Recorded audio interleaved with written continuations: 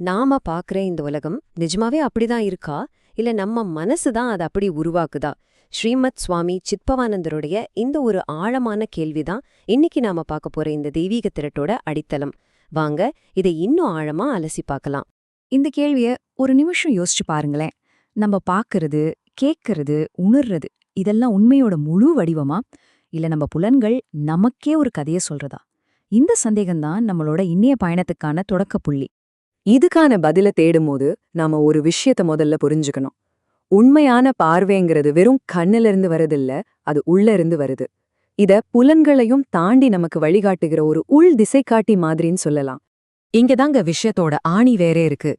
நம்ம கண், காது, மூக்கு மாதிரியான கருவிகள் வெளி உலகத்துல இருந்து தகவல்களை சேகரிக்குது, சரிதான்.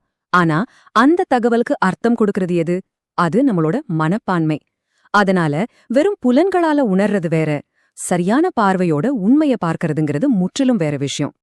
அப்போ மனப்பான்மைனா என்ன? சிம்பிளா சொல்லணும்னா, நீங்க உலகத்தை பார்க்கற கண்ணாடி தான் அது.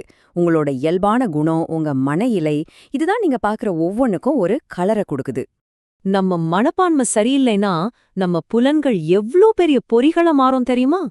இத புரிஞ்சுக்க இயற்கை நமக்கு சில ஷாக்கிங்கான எச்சரிக்கைகளை காட்டுது. இந்த அட்டவணைய கொஞ்சம் பாருங்க. எவ்வளவு பெரிய பாடம் இதுல இருக்கு.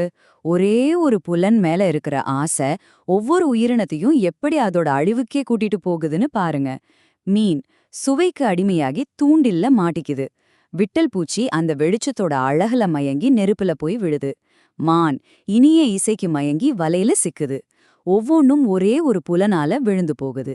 இது எவ்வளவு பெரிய எச்சரிக்கை இல்லையா? சோ இந்த உயிரினங்கள் ஒவ்வொன்னும் நமக்கு கத்துக் கொடுக்கற பாடம் இதுதான். புலன்களோட கவர்ச்சிக்கு அடிமையாறது அழிவன் நோக்கிய பயணம். ஆனா பாருங்க, அவங்களுக்கு இருந்தது ஒரே ஒரு சவால் தான். ஆனா மனிதர்களாகிய நமக்கு நிலைமை இன்னும் பல மடங்கு சிக்கலானது. நமக்கான சவால் ரொம்ப ரொம்ப பெருசு.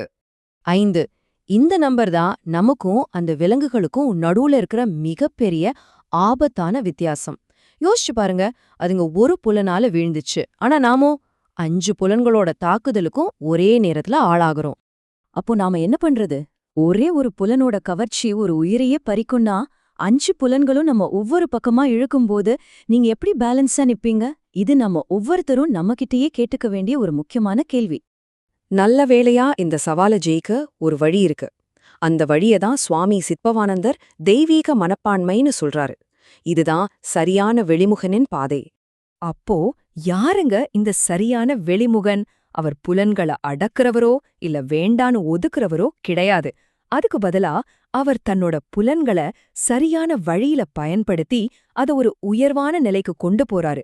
இதன் மூலியமா தன்னைத்தானே ஆள்பவரா இருக்காரு. இது அடக்குமுறையில்ல, இது ஒரு மாஸ்டரி. இந்த மனப்பான்மை வித்தியாசத்தை புரிய வைக்க ஸ்ரீராமகிருஷ்ணர் ஒரு அருமையான உதாரணம் சொல்றாரு. பாருங்களேன், ஒரே மனுஷங்க, ஆனா பாக்குற பார்வை மட்டும் 2 விதமா இருக்கு. இது எப்படி முடியும்? இந்த மேற்கோளை பாருங்க. இத இன்னும் தெளிவா புரிஞ்சுக்க இந்த ஒப்பீட்டை பார்க்கலாம் வாங்க. உலகியல் பார்வை என்ன பண்ணுது? உறவு, தேவை, பந்தம்னு சொல்லி ஒவ்வொன்றையும் துண்டு துண்டா பிரிச்சு பாக்குது. ஆனா தெய்வீக பார்வை எல்லாத்தையும் ஒன்னா ஒரே சக்தியோட வெவ்வேறு வெளிப்பாடா பாக்குது. பாக்குற ஆள் ஒருத்தர் தான், ஆனா அந்த பார்வை கோணம் தான் மொத்தத்தையும் மாத்துது. அதனால நாம புரிஞ்சுக்க வேண்டிய மிக மிக முக்கியமான விஷயம் இதுதாங்க. நாம செய்ய வேண்டிய மாற்றம் நமக்கு வெளியில இல்ல, அது நமக்கு உள்ளே நடக்கணும். நம்ம மனப்பான்மையில, நாம உலகத்தை பாக்குற அந்த கண்ணாடியில தான் அந்த மாற்றம் வரணும். சரி, இந்த விளக்கத்தோட இறுதியில உங்ககிட்ட ஒரு கேள்வியை விட்டுட்டு போறேன். ஒருவேளை நீங்க உலகத்தை பாக்குற அந்த உள்கண்ணாடி, அதாவது உங்க மனப்பான்மை மாறுனா உங்க கண்ணுக்கு தெரியற இந்த உலகத்துல என்னவெல்லாம் மாறும்?